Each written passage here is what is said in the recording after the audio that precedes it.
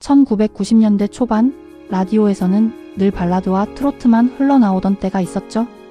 비슷비슷한 멜로디 속에서 뭔가 새로운 걸 갈망하던 마음, 그 답답한 공기를 단번에 바꿔놓은 이름이 있었어요.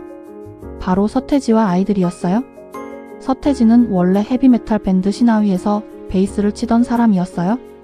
그룹이 해체되고 나서 새로운 음악을 찾아 나섰고 당시 막 들어오던 미디 음악에 매료되었죠. 실험을 거듭하던 그는 결국 양현석, 이준호를 만나 운명처럼 그룹을 꾸리게 되었어요.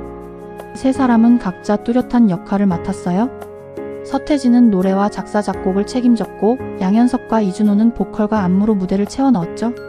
1992년 그들이 난 알아요를 들고 데뷔 무대에 올랐을 때 사실 처음 평가는 썩 좋지 않았어요.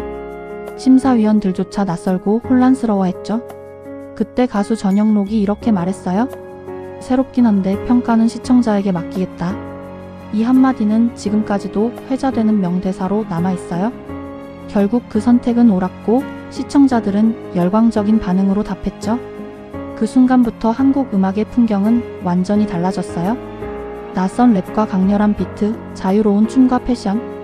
그전까지는 없던 소리였고 그래서 더 신선하고 짜릿해서 카세트 테이프가 늘어날 때까지 돌려듣곤 했어요.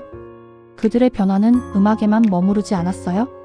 헐렁한 힙합 바지, 커다란 후드티, 스냅백과 액세서리들, 그리고 당시에는 생소했던 스노우보드 룩까지 무대 위에서 선보였죠.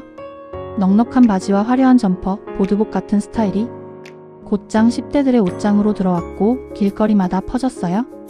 무대에서 입었던 옷이 바로 다음날 거리의 패션이 되고 교복 위에 그대로 따라 입던 학생들도 많았죠. 한국에서 힙합, 스트릿 패션, 스노우보드 룩이 젊은 문화로 자리 잡게 된 출발점이 바로 서태지와 아이들이었어요. 그리고 지금 생각하면 웃음 나는 추억도 있어요. 당시 서태지와 아이들 3집을 거꾸로 들으면 피가 모자라 하는 소리가 들린다고 아이들끼리 한창 시끌시끌하게 떠들던 기억도 있죠. 그만큼 그들의 음악은 단순히 듣는 노래가 아니라 온 세대가 함께 이야기하고 즐기던 문화였던 거예요.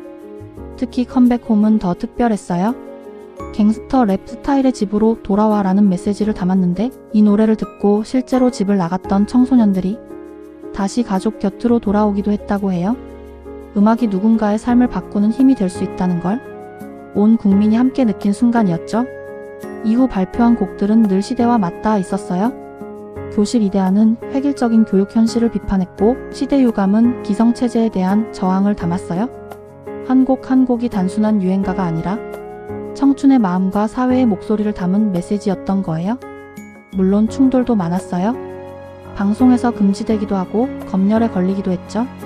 하지만 그럴수록 더 큰 울림을 주었어요. 드디어 누군가가 우리 세대 이야기를 해주는구나.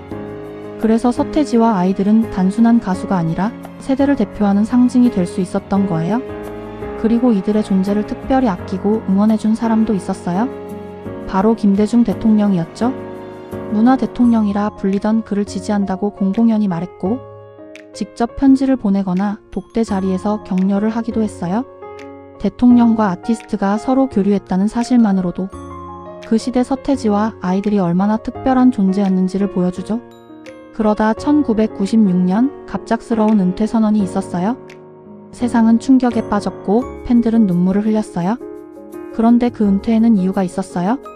짧은 시간 동안 끝없이 새로운 음악을 만들어야 한다는 압박, 창작의 고통이 너무 커서 결국 모든 걸 내려놓을 수밖에 없었다고 해요.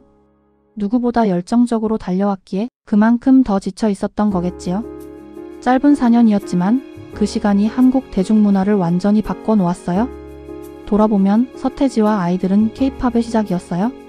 아이돌 그룹의 모델, 강렬한 무대와 패션, 자작곡 중심의 음악, 그리고 조직적이고 열정적인 팬덤까지 오늘날의 K-팝 DNA는 이미 그때 다 심겨져 있었던 셈이에요.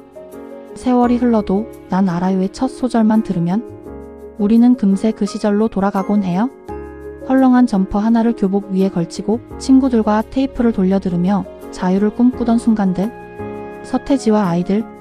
그들은 한국 대중음악의 이전과 이후를 가른 기적 같은 존재였어요. 그리고 마지막 뮤직비디오에서 흑백 화면 속 서태지와 아이들이 손을 흔들며 헬기에 올라타 천천히 우리 곁을 떠나는 장면이 나오죠. 마치 한 시대와 작별을 고하는 듯한 그 모습은 지금까지도 많은 이들의 마음속에 선명히 남아있어요. 여러분은 그 시절 어떤 추억이 떠오르시나요? 댓글로 함께 나눠주시면 참 반가울 것 같아요. 구독과 좋아요도 부탁드려요. 앞으로도 우리 같이 오래된 이야기들 하나씩 꺼내보아요.